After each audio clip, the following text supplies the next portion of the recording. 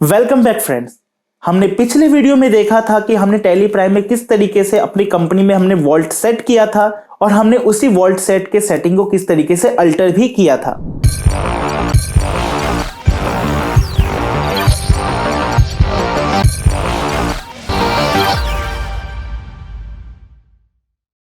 तो hey guys, this is Amit और आज के इस वीडियो में हम जानेंगे कि हम कंपनी में किस तरीके से अपने डेटा का बैकअप बना सकते हैं, बैकअप किए हुए डेटा को किस तरीके से रिस्टोर करा सकते हैं और हम अपनी कंपनी के डेटा को अलग अलग टाइम ड्यूरेशन में किस तरीके से स्प्लिट कर सकते हैं। होता यह है कि हमारी कंपनी में जो डेटा होते हैं वो सारे डेटा का बैकअप बनाना काफी जरूरी हो जाता है कि कभी इन फ्यूचर हमारे डेटा डिलीट हो जाए या हमारे डेटा के साथ किसी तरीके की गड़बड़ी हो जाए तो हमें अपने डेटा को वापस से रिस्टोर कराना पड़ जाता है। पर हम में से कईयों को पता ही नहीं होता कि हम अपनी कंपनी के डेटा को किस तरीके से बैकअप कर सकते हैं। तो जानेंगे इसी वीडियो में हम कंपनी के डेटा को बैकअप किस तरीके से कर सकते हैं, बैकअप किए हुए डेटा को किस तरीके से हम रिस्टोर करा सकते हैं और उसी डेटा को हम किस तरीके से अलग अलग टाइम ड्यूरेशन में भी स्प्लिट कर सकते हैं। तो चलिए शुरू करते हैं आज के इस वीडियो लेक्चर को। तो चलते हैं हम अपने टैली प्राइम के मेन स्क्रीन पर। तो जैसा कि अभी हम यहाँ पे एक कंपनी क्रिएट करते हैं तो यहाँ पर हम अपनी कंपनी का नाम रख देते हैं AKS लिमिटेड।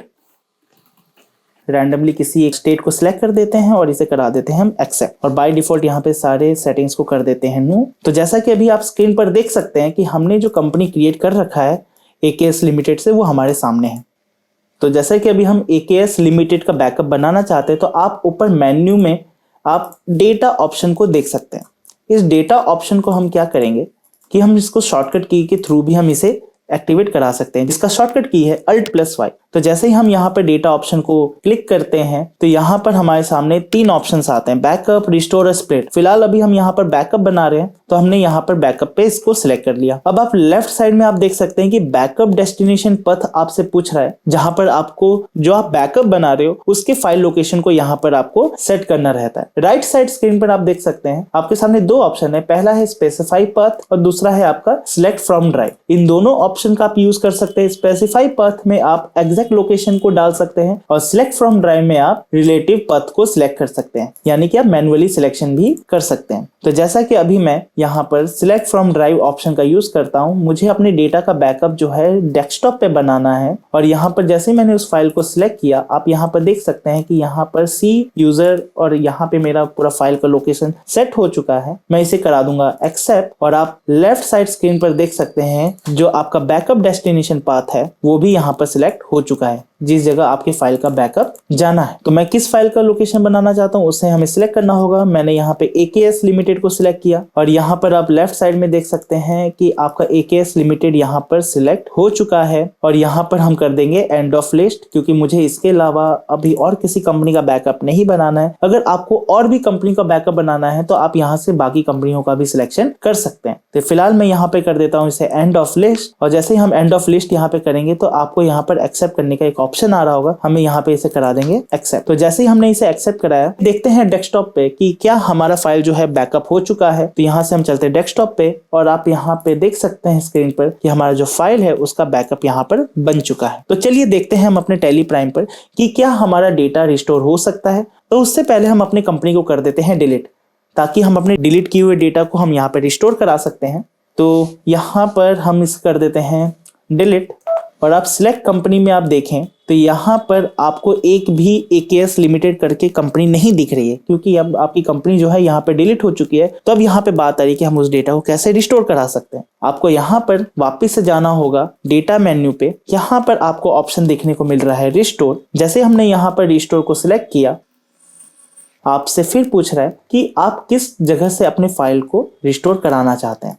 वही है आपके सामने ऑप्शन स्पेसिफाई पाथ और सिलेक्ट फ्रॉम ड्राइव। मैं यहाँ पर सिलेक्ट फ्रॉम ड्राइव ऑप्शन का यूज करता हूँ। डेस्कटॉप पे मैंने अपनी डेटा को सेव करके रखा था और ये रहा हमारे स्क्रीन पर AKS लिमिटेड करके जो इस फाइल का हमने बैकअप बनाया था। यहीं पर आप साइड में देख सकते हैं कि आपने किस टाइम पर और किस डेट पर आपने अपने डेटा का बैकअप बनाया था, वो भी सारी इंफॉर्मेशन यहाँ पर आपको देखने को मिल जाएगी। तो मैं यहाँ पर AKS लिमिटेड को कर देता हूँ सिलेक्ट और यहाँ कर देते हैं एंड ऑफ लिस्ट। यहाँ पर आप बाकी कंपनी को भी रिस्टोर करा सकते हैं जिन फाइल को आपने बैकअप के तौर पे रखा होगा। फिलहाल यहाँ पे मेरे पास अभी एक ही कंपनी है AKS लिमिटेड, तो मैं यहाँ पे एंड ऑफ लिस्ट कर देता हूँ और इसे करा देता हूँ एक्सेप्ट। तो चलिए यहाँ पर हम देखते हैं कि क्या हमारा जो डेटा है वो रिस्टोर हो चुका है। तो यहाँ पर आप कंपनी का नाम देख सकते हैं कि AKS लिमिटेड नाम से हमारी कंपनी जो है रिस्टोर यहाँ पर हो चुकी है। तो मैं इस कंपनी को यहाँ पे करा देता हूँ सिलेक्ट और यहाँ पे हमारी कंपनी जो है रिस्टोर हो चुकी है और वो कंपनी यहाँ पर ओपन भी हो चुकी है। अब बात आती है कि हमारे जो वाउचर्स हैं हम अलग अलग डेट पे करते हैं, तो हम अपनी कंपनी के डेटा को अलग अलग टाइम ड्यूरेशन के हिसाब से स्प्लिट भी करना चाहते हैं। तो ये ऑप्शन आपको कहाँ पर मिलेगा?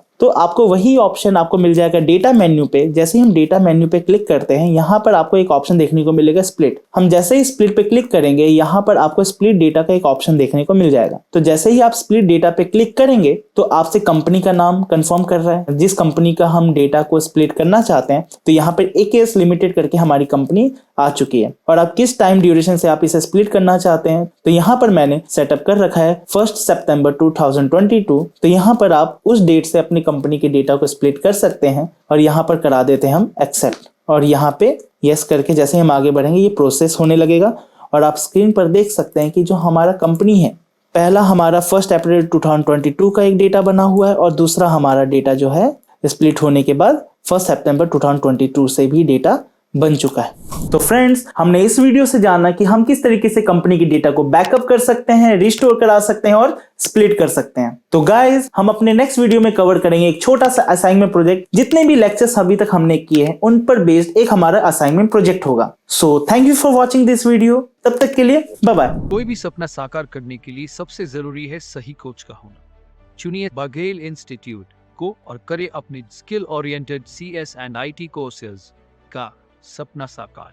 Download the app now.